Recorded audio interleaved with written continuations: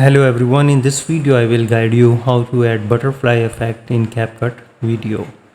So first you need to import the video to the timeline by clicking this plus icon, and after that you need to click on the effects, and in the video effects you need to find out butterfly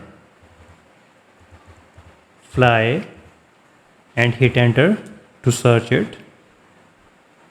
And here you will find some multiple options of the butterfly effects. You can check one by one and select which one suits your projects. So I'm selecting this butterfly color.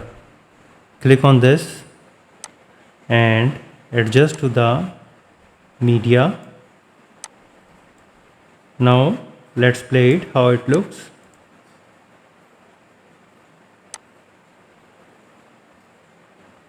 You can also select the particular part of the video by dragging left or right and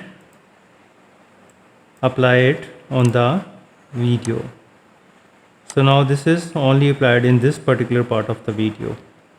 So in this way you can easily apply butterfly effect in the CapCut video. If you think this video is helpful, please support my channel. Thanks for watching.